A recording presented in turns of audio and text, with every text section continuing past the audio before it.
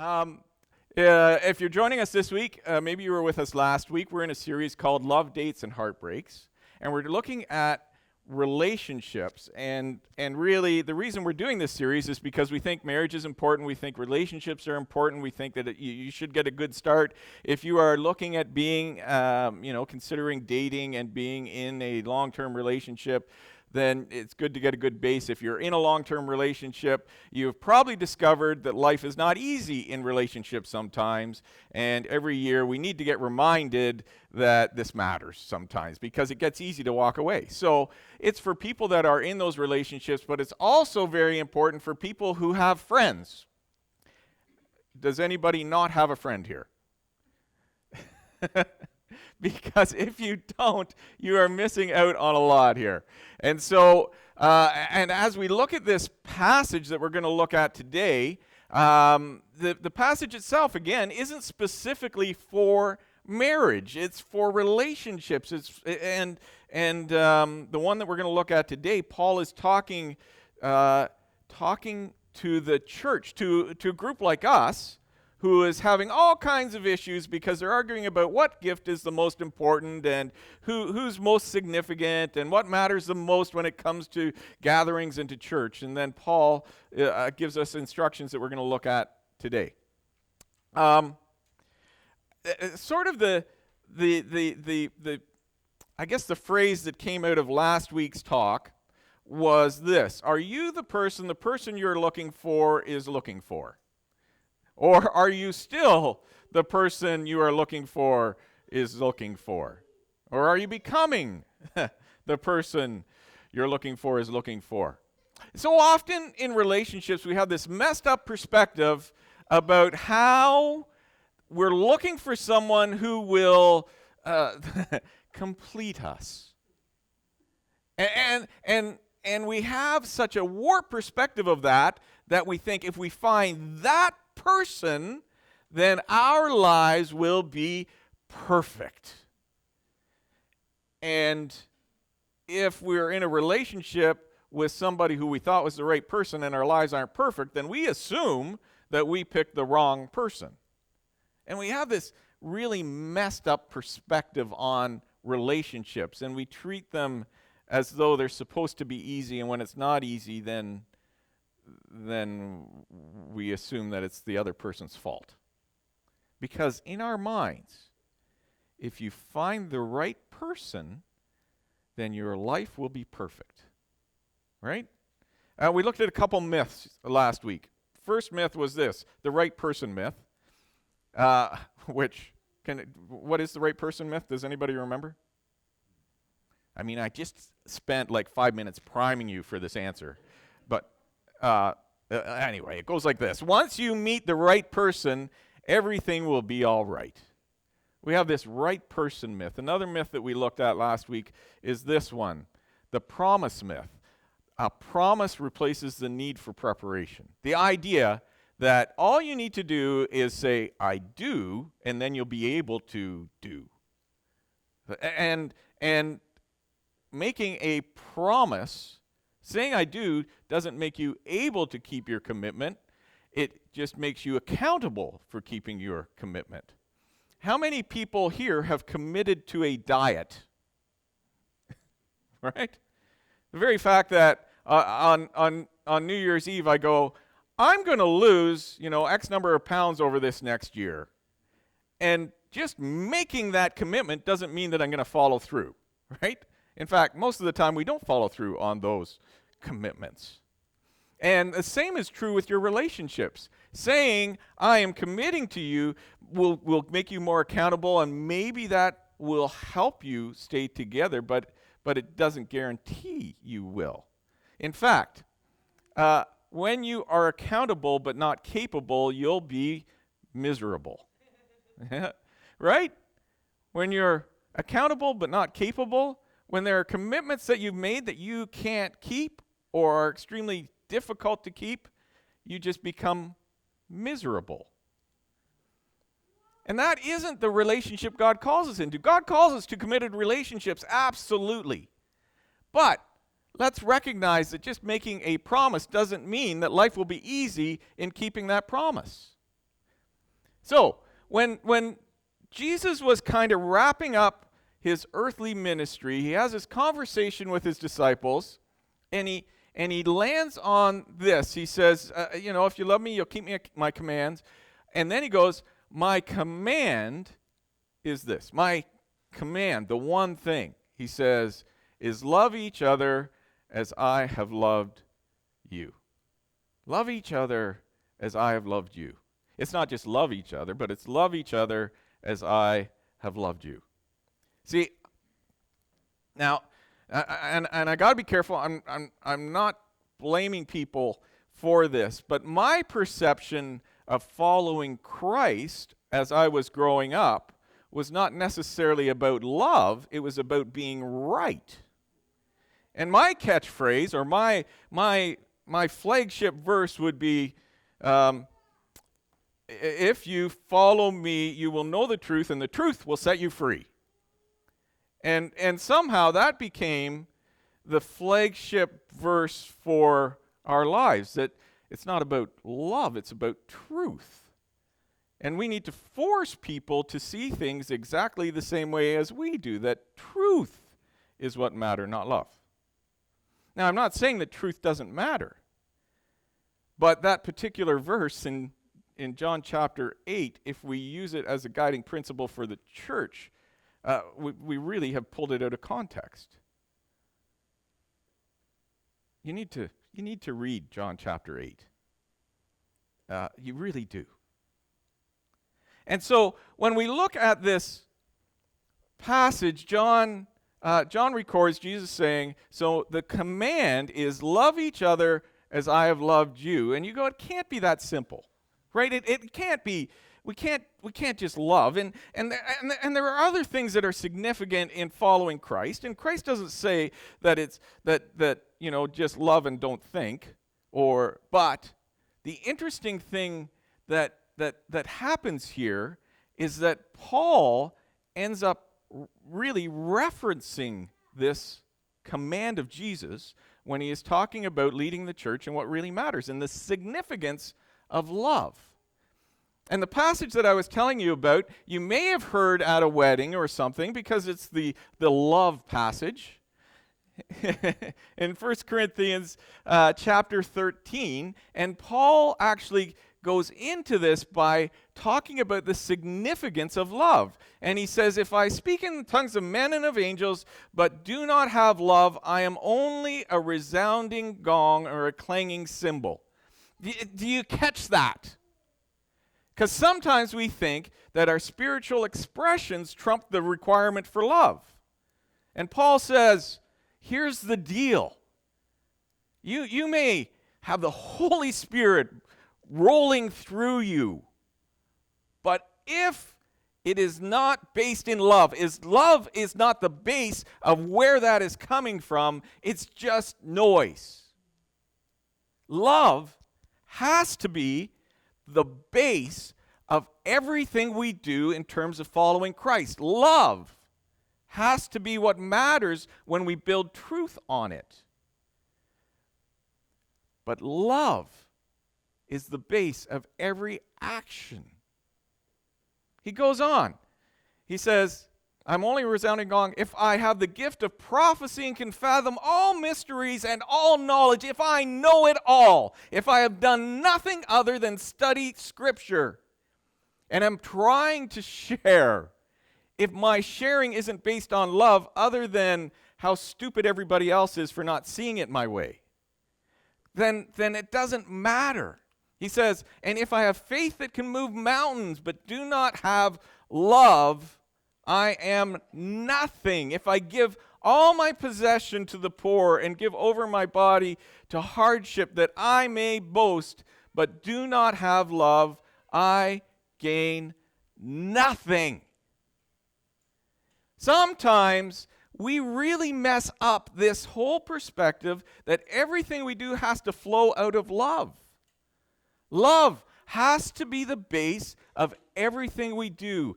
What we teach here, how we treat one another, how we respond to our community, how we interact with people who see things differently than us. And now, when we look at this, Paul goes on to say, now, you know what? There's a pretty good chance that you have a messed up perspective of love. So when I'm using the word love, I want to tell you what that actually looks like. Just so you can't say, you know, just so you can't go into the argument that, you know, I love you so much that I can't allow you to think the stupid things differently than the way I think them. Right? Like, we can manipulate, you know, all kinds of things in order to accomplish what we really want to accomplish in the first place. And Jesus says, okay, the number one command, the number one thing that you need to think about in terms of if you are following me is love. And then Paul comes up with this description, and he starts off with this. And he says, love is patient. Love is patient. You know, I suspect that probably patience is the biggest challenge for many of us. I can say for sure for me, I hate lineups. I have found it really frustrating driving through some of our establishments in town lately. Right? Patience doesn't come naturally to me at all, especially when it comes to something that I want to do. And Paul starts off by, true love requires patience. When it comes to your relationship with your spouse or the person that you're dating, love isn't pushy. You know, so much of our impatience, so much of our pushiness is completely related to the fact that that person is getting in the way of what I want to do. Right? You know, the reason we become impatient is because we aren't being allowed to do what we want to do. And the reason we aren't allowed to get going to wherever we want to get to is because for some reason we need to change our outfit one more time. The issue is that the reason I'm impatient is because somebody is keeping me from doing what I want to do. And Paul says, real love shifts the focus off of me doing what I want to do. Real love shifts the focus onto allowing the relationship I have with this person to grow, allowing this person to become everything that they can be. Love is a decision to pause rather than push. Love is a decision to pause rather than push. If we fully grasp what love is and how it shifts our focus off of ourselves and onto the people we are in relationship with, suddenly we get to understand why patience is so significant.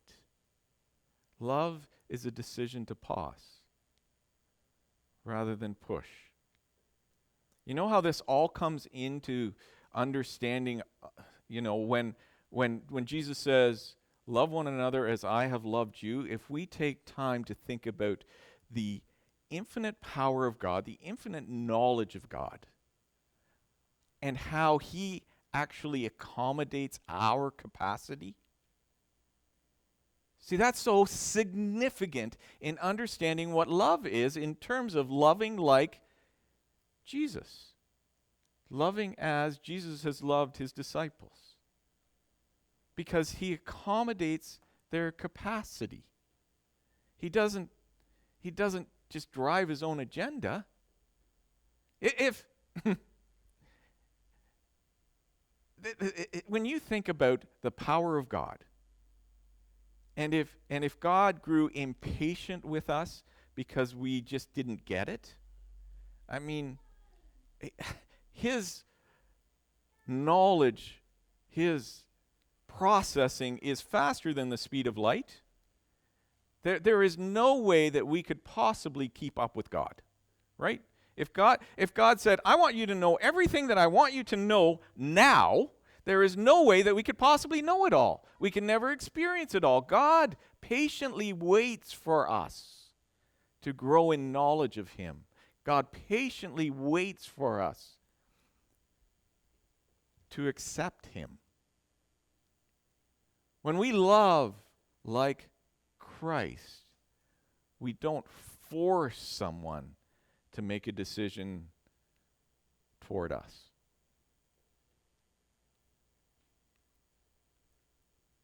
Isn't that huge? Isn't that daunting? And yet, that's the kind of love that God calls us into. Next thing Paul says about love. Love is patient, love is kind.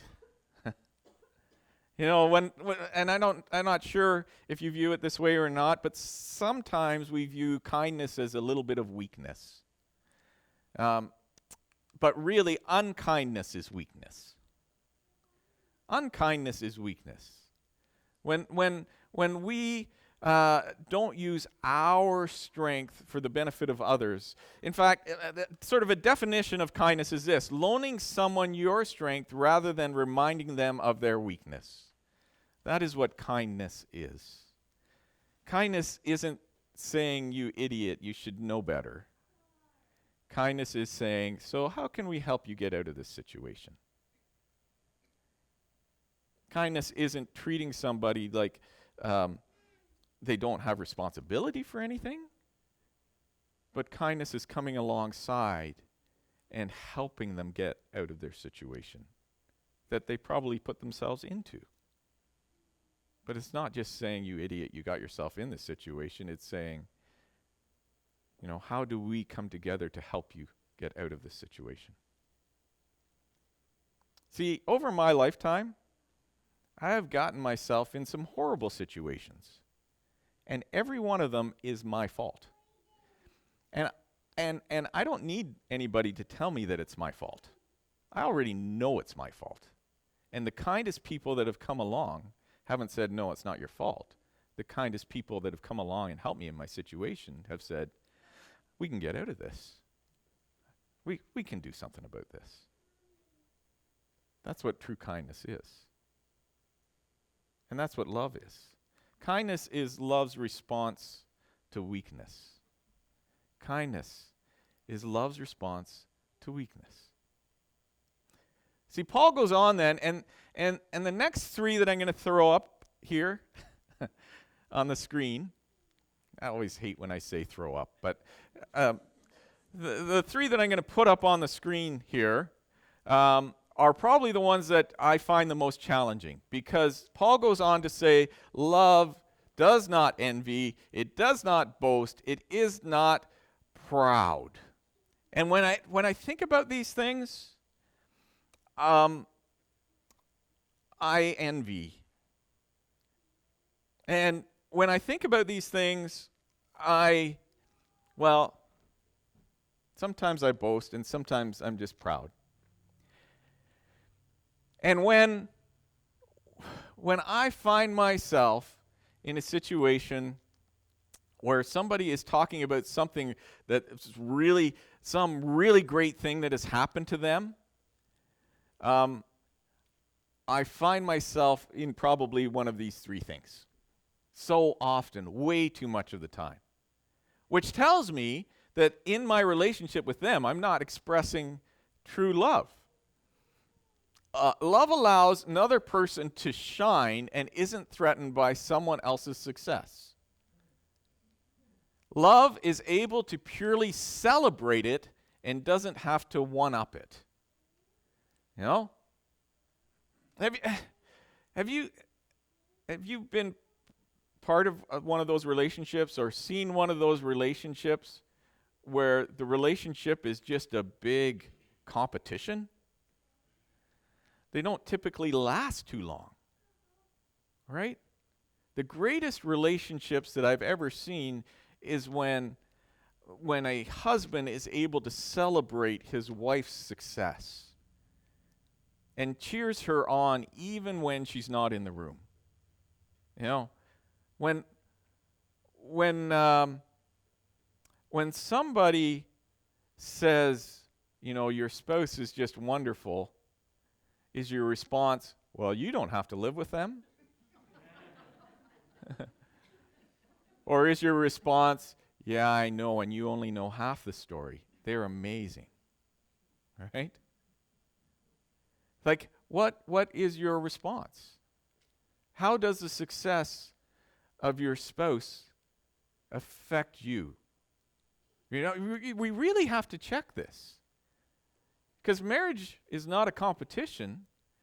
Marriage is about love, and love actually builds up the other person and celebrates the success of the other person. I think the biggest problem with this is if you don't feel good about yourself, it's hard to let others feel good about themselves. Okay? Do you find that sometimes in those conversations, when somebody is just feeling good about themselves, talking about, you know, something great that's happened in their lives, that you feel compelled, and maybe this is just me, that I feel compelled to come up with a story that's even better than theirs?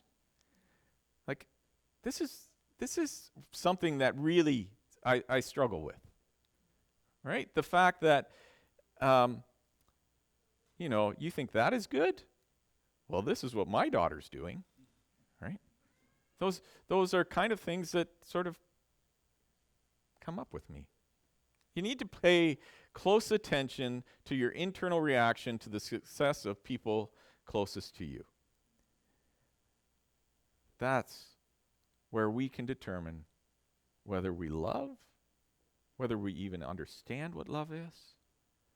Love celebrates the success of people around us. Paul goes on. And we spent a fair bit of time a few weeks ago talking about this, about honoring one another. But love does not dishonor others. Love does not dishonor. Now, I get jokes. I like to be funny. And some of the easiest jokes I can make are dishonoring my wife.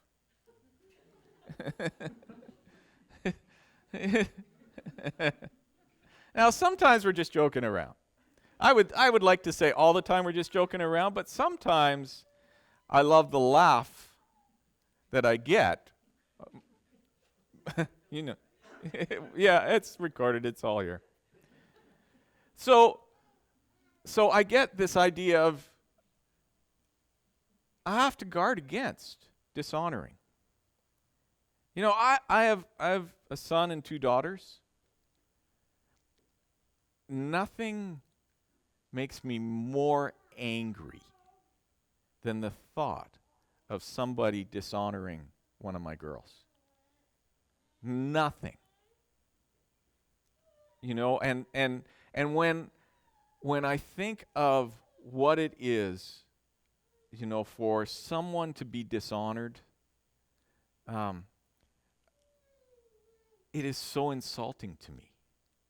And I see from God's perspective, when one of his children are dishonored, the anger that must rise in him. And it is so easy to dishonor people. And it's so easy to dishonor the people that we're closest to. But that's not what love is. Right? See, love does not behave disgracefully, dishonorably, or indecently. Love honors people that we are in relationship with. You know, what does that look like? What does God call us to in that? If we are to love as Christ loved us, then we will honor those around us. Now, I'm still going to tell the odd funny joke at Jen's expense, because it's kind of who I am. And and Jen lets me do it occasionally. And she dishonors me too. But honestly, if my daughter is in a relationship where she is being dishonored, I become angry. And not just angry at the person who's dishonoring her, I become angry at her for letting herself be dishonored. You know, I would tell her to get out of that relationship.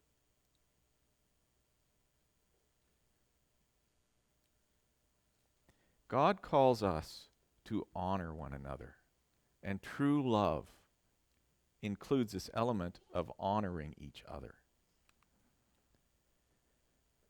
Philippians 2, this is another writing of Paul's. He says, rather in humility value others above yourselves. That doesn't mean that you are less valuable than the other people. It just means in your relationships, if you love one another, value the significance of the person you're in that relationship with. Value their hopes and dreams.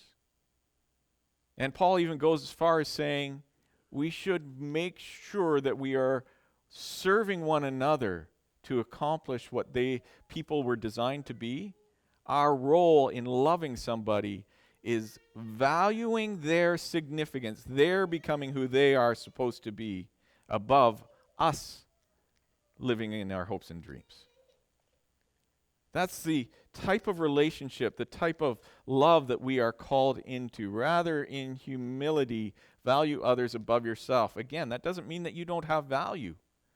The God of all creation sent his Son because he valued you that much. You have significant value. Use that value in your relationships to value others.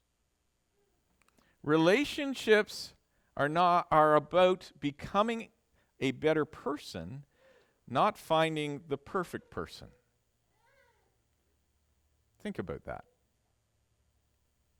Our relationships that we have, the significant relationships in our lives, they are brought into our lives so that we can become a better person. You know, the problem that we have in our concept of relationships is that we think that if we find the perfect person, then our lives will be perfect, right? But in this description of what love is, it starts off with patience. Some of us think that our partner would be so perfect we wouldn't require patience, right? Somehow, if we think, and I don't know where we get this, we think that true love doesn't require the things that true love is, right? Because love is patient, love is kind. You think, well, I shouldn't have to be kind. Like the perfect person, they're not going to mess up. They don't need my strength to accommodate for their weakness. The perfect person isn't going to make me late for anything, so why would I need patience? And here's the reality. Your relationship, the reason God designed us to be in relationship is so that we can use these relationships to become more like Christ, who is ultimately more patient than you can possibly imagine, who is more kind than you can possibly imagine. You don't have opportunities to exercise the qualities that God wants you to experience in relationship if you have the perfect relationship, and no one does. And it doesn't exist. And if your relationship doesn't require patience, then the other person in this relationship requires a lot of patience because they're being silent. And they're just trying to live up to your expectations.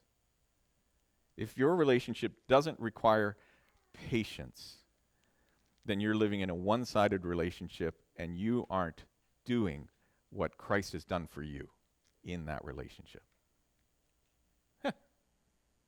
So think about that. So as I was saying, we've got about 15 minutes left here, and I've loved hearing what other people can speak into these things. And I want to hear what you have to say. So we're going to turn around in your chairs, just in small groups, just kind of group up that you can. Again, remember, respect some physical distancing, respect that not everybody in this group is going to want to talk, respect people's silence, just honor one another in this exchange, okay? And again, respect physical distancing and that sort of thing. But just in your circle, here's the question for you. What does patience really accomplish?